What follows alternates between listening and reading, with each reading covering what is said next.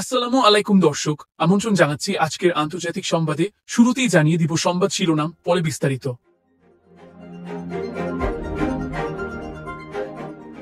দর্শক, জানিয়ে দিব আজকের আপডেট খবর। গাজার যুদ্ধবিরতি বাস্তবায়ন নিশ্চিতের অঙ্গীকার মিসরের। আরও জানিয়ে দিব ব্রিটিশ প্রধানমন্ত্রীর সফরের মধ্যেই কিয়েভে ভয়াবহ বিস্ফোরণ। আরও জানবেন সিরিয়ার বাফার জোন থেকে ইসরায়েলি সেনা প্রত্যাহারের আহ্বান কাতারের।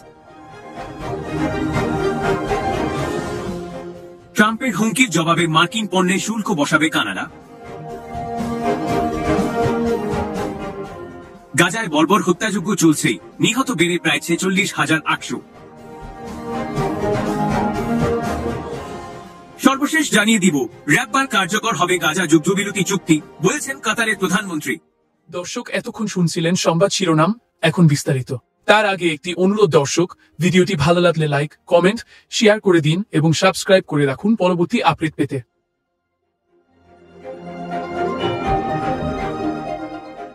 গাজার যুদ্ধবিরতি বাস্তবায়নে মিসরের অঙ্গীকার। মিসর গাজার যুদ্ধবিরতি বাস্তবায়ন নিশ্চিত করার অঙ্গীকার করেছে। তারা জানিয়েছে যুদ্ধবিরতি চুক্তিতে আলোচিত প্রতিশ্রুতি বাস্তবায়নের জন্য তাদের প্রচেষ্টা অব্যাহত থাকবে। আজ বৃহস্পতিবার 16 জানুয়ারি কাতার ভিত্তিক সংবাদ মাধ্যম আল জাজিরার এক প্রতিবেদনে এ তথ্য জানানো হয়েছে। প্রতিবেদনে উল্লেখ করা হয়েছে, ব্রিটিশ পররাষ্ট্রমন্ত্রী ডেভিড ল্যামির সঙ্গে ফোনালাপের সময় মিসরের পররাষ্ট্রমন্ত্রী বদর আবদেলাত্তি গাজায় বন্দী বিনিময় এবং যুদ্ধ বন্ধের চুক্তি নিয়ে আলোচনা করেন। এ সময় তিনি কাতার ও মার্কিন যুক্তরাষ্ট্রের পাশাপাশি মিসরের সক্রিয় ভূমিকার কথা তুলে ধরেন। আবদেলাত্তি মানবিক সহায়তা সম্প্রসারণ, হাসপাতাল ও স্বাস্থ্যসেবা সুবিধা পুনর্বাসন এবং গাজায় বাস্তুচ্যুত বেসামরিক নাগরিকদের তাদের ঘরে ফিরে যাওয়ার পরিবেশ তৈরি করার উপর গুরুত্বারোপ করেন। এর আগে গতকাল বুধবার 15 জানুয়ারি দীর্ঘ আলোচনার পর ফিলিস্তিনের স্বাধীনতাকামী সশস্ত্র সংগঠন হামাস এবং ইসরায়েল 15 মাস ধরে চলা যুদ্ধবিরতি চুক্তিতে সম্মত হয়। ইউক্রেনের রাজধানী কিয়েভে সফর করছেন ব্রিটিশ প্রধানমন্ত্রী কেইর স্টারমার। স্থানীয় সময় বৃহস্পতিবার তিনি কিয়েভে পা রাখেন। তার এই সফরের মধ্যেই কিয়েভে বিমান হামলার সাইরেন বেজে ওঠে এবং ভয়াবহ বিস্ফোরণের খবর পাওয়া যায়। অন্যদিকে ইউক্রেনের খেরসন শহরে বেসামরিকদের লক্ষ্য করে ড্রোন হামলা চালিয়েছে রাশিয়া।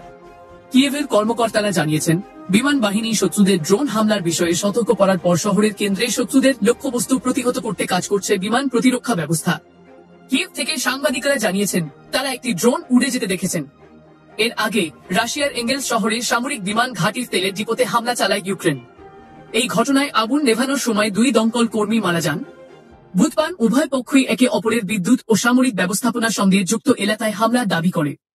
রুশ ক্ষেপণাস্ত্রের আঘাতে ইউক্রেনের ঝাপোরিজিয়া শহরে 13 জন নিহত হন। গত মাসের শেষ দিকে রাশিয়ার ওরিয়ল অঞ্চলে একটি দূরপাল্লার শাহেদ ড্রোনের সংরক্ষণ ডিপোতে হামলা চালানোর দাবি করে ইউক্রেন। ইউক্রেন জানায়, এই হামলায় ড্রোন সংরক্ষণ ও মেরামতের জন্য ব্যবহৃত সুরক্ষিত কংক্রিট কাঠামো ধ্বংস হয়ে গেছে। এক বিবৃতিতে ইউক্রেন জানায়, এই অভিযানের ফলে রাশিয়ার ড্রোন হামলার সক্ষমতা উল্লেখযোগ্যভাবে কমে গেছে, যা ইউক্রেনের বেসামরিক অবকাঠামোর ওপর আক্রমণ করার ক্ষমতাও দুর্বল করেছে। এদিকে দক্ষিণ ইউক্রেনের খেরসনে রুশ ড্রোন হামলায় বেসামরিকদের মধ্যে চরম আতঙ্ক ছড়িয়ে পড়েছে। সাম্প্রতিক মাসগুলোতে খেরসনে ড্রোন হামলার সংখ্যা ব্যাপকভাবে বৃদ্ধি পেয়েছে। এতে অন্তত 16 জন নিহত এবং 144 জন আহত হয়েছেন। খেরসনের ডেপুটি মেয়র আন্তন ইয়েফানো বলেন, রুশ বাহিনী কেবল সন্ত্রাসী চালাচ্ছে না, তারা বেসামরিকদের লক্ষ্য করে প্রশিক্ষণও নিচ্ছে। ড্রোনের মাধ্যমে বেসামরিক যানবাহন এবং জনপরিবহনকে লক্ষ্যবস্তু বানানো হচ্ছে। ডিসেম্বর এবং নভেম্বর মাসে খেরসনের গভীরে ড্রোন হামলা বাড়ে, যা শহরের সামাজিক এবং গণপরিবহনের উপর আঘাতের 60% ঘটনার জন্য দায়ী। যুদ্ধের আগে খেরসনের জনসংখ্যা ছিল 3,20,000-এর বেশি, যা এখন নেমে এসেছে মাত্র 83,000-এ। ডিসেম্বরে মাত্র 15 জন শিশু জন্মগ্রহণ করে, যেখানে মৃত্যু হয় 256 জনের এবং 311 জন শহর ছেড়ে চলে যান।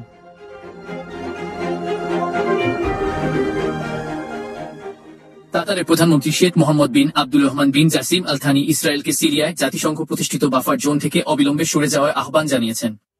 বৃহস্পতিবার 16 জানুয়ারি দামেস্কে সিরিয়ার নেতা আহমেদ আল শায়ার সঙ্গে এক যৌথ সংবাদ সম্মেলনে শেখ মোহাম্মদ বলেন, বাফার জোন দখল করা ইসরায়েলের দায়িত্বজ্ঞানহীন কাজ, এই অঞ্চল থেকে তাদের দ্রুত সরে যেতে হবে। সিরিয়ার দীর্ঘদিনের শাসক বাশার আল আসাদের পতনের পর ইসরায়েলি সেনাবাহিনী গোলান মালভূমির কাছে বাফার জোনে প্রবেশ করে। 1974 সালে জাতিসংঘের মধ্যস্থতায় হওয়া যুদ্ধবিরতির শর্ত অনুযায়ী এটি একটি নিরস্ত্রীকৃত এলাকা। আসাদ সরকারের পতনের পর আহমেদ আল শায়ার নেতৃত্বাধীন হায়াত তাহরির আল শাম HTS বিদ্রোহী গোষ্ঠী দামেস্কের নিয়ন্ত্রণ নেয়। ইসরায়েল একই সঙ্গে সিরিয়া জুড়ে শত শত বিমান হামলা চালিয়েছে। তারা দাবি করেছে, এসব হামলার লক্ষ্য অস্ত্র সরবরাহ বন্ধ করা, যা উগ্রপন্থীদের হাতে পৌঁছাতে পারে। আহমেদ আল শারা জানান, তার দেশ জাতিসংঘে বাহিনীকে বাফার জোনে স্বাগত জানাতে প্রস্তুত। তিনি বলেন, ইরানি মিলিশিয়া এবং হিজবুল্লাহর উপস্থিতি এই অঞ্চলে ইসরায়েলের অনুপ্রবেশের কারণ ছিল। তবে দামেস্ক মুক্ত হওয়ার পর আজ তাদের আর কোনো উপস্থিতি নেই। ইসরায়েল বিভিন্ন অজুহাতে বাফার জোনে প্রবেশ করছে। তিনি আরো বলেন, কাতার এই বিষয়ে পশ্চিমা এবং ইউরোপীয় দেশগুলোর পাশাপাশি যুক্তরাষ্ট্রের সঙ্গে মিলে চাপ প্রয়োগে সক্রিয় ভূমিকা রাখবে। শেখ মোহাম্মদ জানান, সিরিয়ার নতুন প্রশাসন এবং যুদ্ধবিধ্বস্ত অবকাঠামো পুনর্গঠনে কাতার সহায়তা দেবে। বিদ্যুৎ খাতসহ অবকাঠামো সচল করতে প্রয়োজনীয় প্রযুক্তিগত সহায়তা দেওয়ার প্রতিশ্রুতি দিয়ে তিনি বলেন, আমরা আমাদের সিরীয় ভাইদের সঙ্গে ভবিষ্যতে অংশীদারত্বের হাত বাড়াব। তিনি সিরিয়ার উপর থেকে নিষেধাজ্ঞা তুলে নেওয়ার আহ্বান জানিয়ে বলেন, নিষেধাজ্ঞা সিরিয়া ও তার জনগণের প্রতি সহায়তায় নেতিবাচক প্রভাব ফেলবে। মার্কিন প্রেসিডেন্ট নির্বাচিত ডোনাল্ড ট্রাম্প কানাডিয়ান পণ্য ও সেবার উপর শুল্ক আরোপ করলে কানাডা 150 বিলিয়ন অর্থাৎ 15,000 কোটি কানাডিয়ান ডলার মূল্যের মার্কিন আমদানির উপর পাল্টা ব্যবস্থা নেবে বলে সিদ্ধান্ত নিয়েছে। বুধবার 15 জানুয়ারি এ বিষয়ে অবগত একটি সূত্র এই তথ্য জানিয়েছে। $1 সমান 1.4330 কানাডিয়ান ডলার, আর 1 কানাডিয়ান ডলার প্রায় 85 টাকা। বার্তা সংস্থা রয়টার্সের প্রতিবেদনে বলা হয়েছে, কানাডা সরকার মার্কিন পণ্যের বিশদ তালিকা প্রস্তুত করেছে, তবে পদক্ষেপ নেওয়ার আগে জনসাধারণের পরামর্শ নেবে। কানাডার প্রতিক্রিয়া কতটা হবে তা নির্ভর করবে ট্রাম্পের কর্মকাণ্ডের উপর। এ বিষয়ে কানাডার এক কর্মকর্তা জানিয়েছেন, এর মাধ্যমে তারা ট্রাম্পের কাছে একটি রাজনৈতিক বার্তা পৌঁছাতে চান। তালিকায় অন্তর্ভুক্ত পণ্যগুলোর মধ্যে রয়েছে অ্যালকোহলযুক্ত পানীয়, বিভিন্ন আসবাবপত্র, সিরামিক ও স্টিল পণ্য, কমলার রস এবং পোষা প্রাণীর খাবার। এদিকে কানাডার ব্যবসায়ী প্রতিষ্ঠানগুলো যুক্তরাষ্ট্রের সঙ্গে বাণিজ্য যুদ্ধের জন্য প্রস্তুত। এই পরিস্থিতি কানাডা ও যুক্তরাষ্ট্রের মধ্যে চলমান বাণিজ্য সম্পর্ককে নতুন চ্যালেঞ্জের মুখে ফেলতে পারে। এর আগে ট্রাম্প কানাডিয়ান পণ্যে 25% শুল্ক আরোপের পরিকল্পনার কথা জানিয়েছেন। তিনি বলেন, কানাডাকে সীমান্ত নিরাপত্তা জোরদার করতে এবং অবৈধ অভিবাসী সহ ফেন্টানিল পাচার নিয়ন্ত্রণে চাপ দিতে এই পরিকল্পনা করা হয়েছে। তবে এটিকে মুক্ত বাণিজ্য চুক্তির লঙ্ঘন বলে মনে করা হচ্ছে। এই ধরনের শুল্ক কানাডার জন্য মারাত্মক হতে পারে, কারণ কানাডা তার মোট রপ্তানির 75% যুক্তরাষ্ট্রে পাঠায়। এমন পরিস্থিতিতে কানাডার প্রধানমন্ত্রী জাস্টিন ট্রুডো ও দেশটির 10 প্রদেশের প্রিমিয়াররা এ বিষয়ে আলোচনা করেছেন। রয়টার্সের সূত্র জানিয়েছে, কানাডা 3টি ধাপে পাল্টা ব্যবস্থা নেওয়ার পরিকল্পনা করেছে। প্রথম ধাপে ট্রাম্পের শুল্ক আরোপ হলে তাৎক্ষণিকভাবে ফ্লোরিডা থেকে আমদানি করা কমলার রস সহ একটি ছোট তালিকার পণ্যের উপর শুল্ক আরোপ করা হবে। ট্রুডো বলেছেন, মার্কিন প্রশাসন যদি শুল্ক আরোপ করতে থাকে তাহলে কোনো কিছুই আলোচনার বাইরে থাকবে না। আমি ডলার ফর ডলার নীতি সমর্থন করি।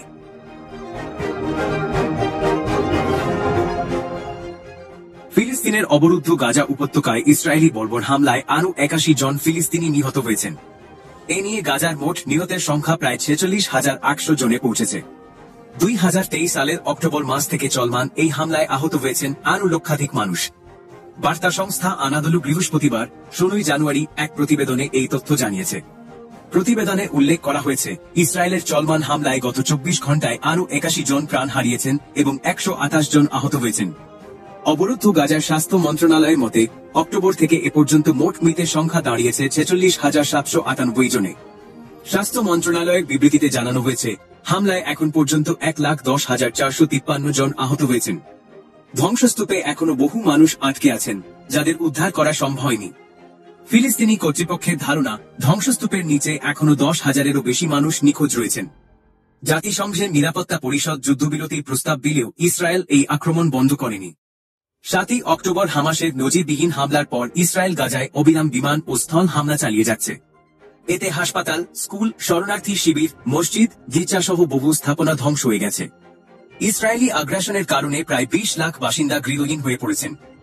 জাতিসংঘের তথ্য মতে গাজার 85% মানুষ বাস্তুচ্যুত হয়েছেন এবং খাদ্য, পানি ও ওষুধের তীব্র সংকটে ভুগছেন। এছাড়া গাজার 60% অবকাঠামো ধ্বংস বা ক্ষতিগ্রস্ত হয়েছে। আন্তর্জাতিক বিচার আদালতে ইতোমধ্যে ইসরায়েল গণহত্যার অভিযোগে অভিযুক্ত হয়েছে। গাজার মানুষের দুর্ভোগ শেষ করার জন্য বিশ্ব সম্প্রদায়ের জরুরি পদক্ষেপ প্রয়োজন।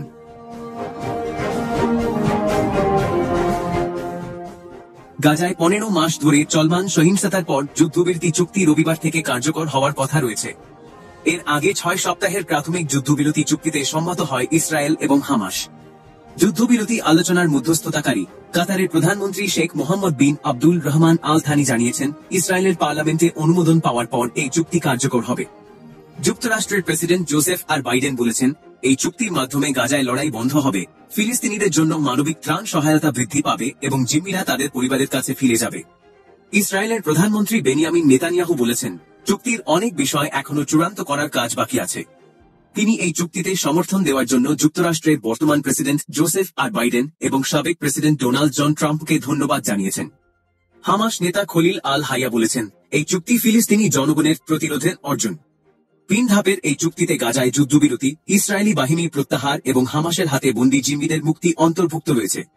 তবে গাজায় এখনও ইসরায়েলি হামলা অব্যাহত রয়েছে। বুধবার যুদ্ধবিরতি চুক্তির ঘোষণা আসার পর ইসরায়েলি বিমান হামলায় 20 জনেরও বেশি মানুষ নিহত হয়েছেন বলে জানিয়েছে হামাসের সিভিল ডিফেন্স এজেন্সি।